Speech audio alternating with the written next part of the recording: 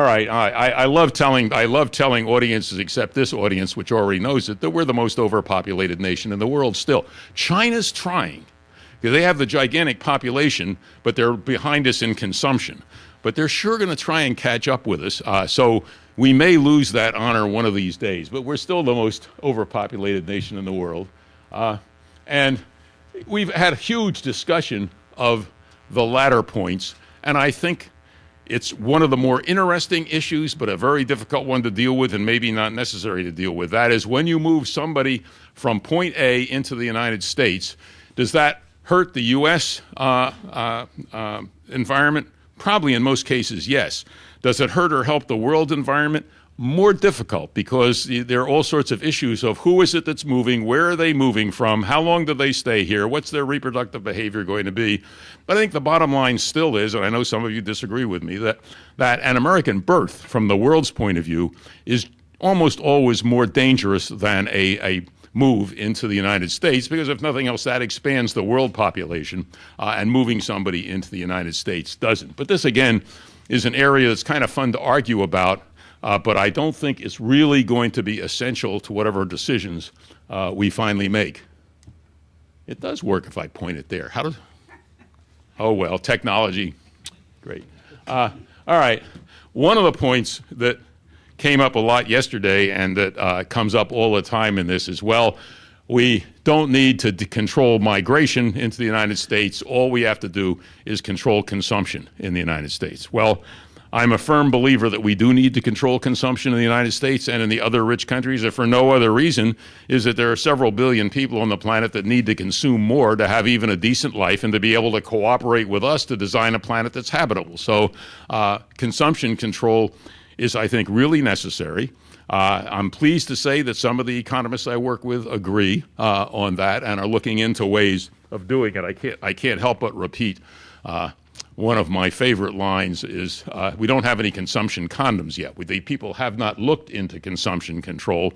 But Kirk Smith, one of my buddies, he's the person who showed that air pollution in third world huts was the most serious air pollution problem in the world. He's gotten some publicity for his work recently on, if you put a relatively small amount of money into stoves in poor countries, you can prevent all kinds of childhood disease, improve their life, and so on and so forth. But Kirk suggested that every government ought to buy vehicles, trucks, and that if you had a shopping spree one day, they'd drive around the next morning, grab all the stuff, and take it back to the stores. It was sort of a morning after pill for consumption. I don't see that happening very fast, but we do have to deal with consumption. But we should have been dealing with population first, on the assumption that everybody here agrees we want to do it humanely. We're not going to control the population with nuclear weapons and so on. The thing that we know from history is, while it takes a long time, and you can know this from simple demography, to change a population, change population size significantly, you can change consumption essentially instantaneously if you have the right incentive. And the proof is up there, and I can actually personally remember that because I can remember rubber rationing, gasoline rationing. I remember my grandparents coming for dinner in something like 1944. My parents had saved up their red points. Who here knows what a red point is? Few of you. That's what you got your meat ration from. You got a sort of a booklet of points, and you took out the things, and you had to go to the store and give up so many if you got a roast beef. So my parents had gotten the symbol of being well off in our Depression family was if you could afford to have a big roast beef on Sunday night. And my father trained me to like roast beef virtually raw. I can't stand it well done, but I love it virtually raw. They invited my father's parents to dinner. And my mother brings out this gorgeous, nearly raw roast. And my father, who was a joker, said, my grandparents said, "Boy, that must have really cost you a lot of red points." And my father said, "No, not at all. We got it at Whirlaway." Who knows what Whirlaway was? During the war, that's right. During the war, horse meat stores opened up. And the nice thing was I got much more roast beef because my grandparents, even when my father swore it was actually beef, would not touch it.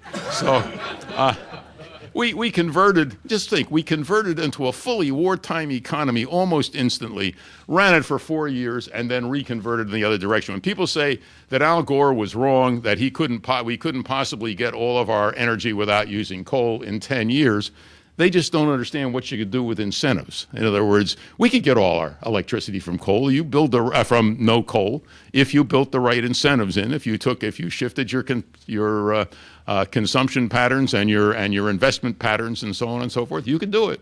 And so that means we have a chance still with consumption. But we don't have a chance with consumption if we haven't been working on population, because if you halve your consumption in 2030 and the population is pushing towards twice as long, let's say 2130, you're right. As several people have pointed out, you're right back where you started from. So there is good historical evidence that consumption patterns can be changed rapidly.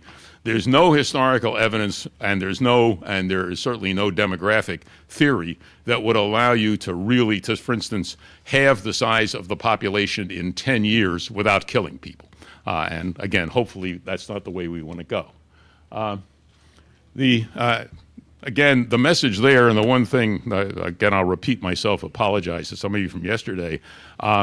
When Obama was accused of being a redistributionist, I got almost hysterical, because we've had this wonderful global pattern in the United States of redistribution going on for at least really for a long time globally, and for 30 or 40 years at least, big time in the United States, of redistribution by exactly the people who are accusing Obama of taking money from the poor and giving it to the rich.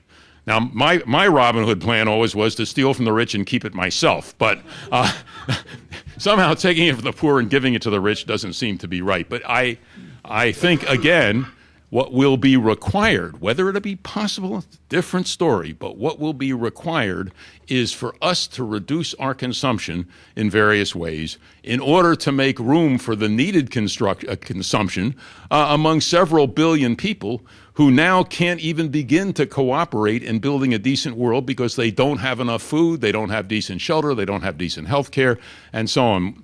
Shortly after the population bomb was written, and following on since then, I have been berated by people telling me how you don't have to worry, the technology is going to be easily able, in those days you say easily able, to let 5 billion people have wonderful diets and wonderful entertainment and wonderful housing and so on and so forth, not to worry. Today, they'll tell you 10 billion or 20 billion and so on. I have only one answer for these people. Tell me about that when you're doing it. In other words, when the population bomb was written, we had 3.5 billion people, and about half of them were in misery one way or another. We got to 5 billion people, about half of them were in misery one way or another. In other words, all the technological things that are going to fix everybody up just haven't appeared, and there's no sign of them now. And if we don't give the other people in the world a break, there's a big change. That is, if you haven't noticed, they're getting nuclear weapons. One of the terrible things in the world today is we don't know how many of them are loose. You know, we don't know how many of the Russian suitcase bombs got away in the days when the Russians didn't have the wherewithal to get hold of them. And the people in our government who know, and I know some of them, they don't want to talk about it. And that can give you a clue right there. So the poor are not necessarily helpless in this world today, and they don't particularly enjoy us always trying to grow our economies, I mean, the ones who look at it, often to their cost. So I think we should change from a poor to rich distribution to a rich to poor distribution. Again, that doesn't necessarily mean we have to make our lives miserable. One of the things that you might notice if you read the economic literature is in the U.S. and in Japan and several other places, there's a lot of evidence that doubling the GDP does nothing at all for general satisfaction and happiness. In fact, once you have your basic needs met, additional money and additional consumption does not appear to have any really big impact on happiness or well-being. One of the things, you can see this personally if you're my age. When I went to Stanford, Ann and I were dirt poor, just coming out of graduate school, and we just had a baby. And despite the fact that Stanford pays the world's lousiest salaries, we were able to scrape by on my income, and Ann stayed home with Lisa until she went to school. And today, I don't know a single young couple that doesn't feel that both of them have to work in order to get by. And you ask, what's well-being in our society and so on? With our GDP in that period has gone up several times, and yet, as far as I can see, people are more miserable, not more happy about it. So I think the idea that somehow redistribution is necessarily going to take us back to the horse and buggy days, and we're all going to be, cooking over buffalo chip fires in tents, it just doesn't play out. I can remember what it was like in the 40s, and people lived reasonably decent lives. A lot of them did, anyway. Let's see what else we've got here.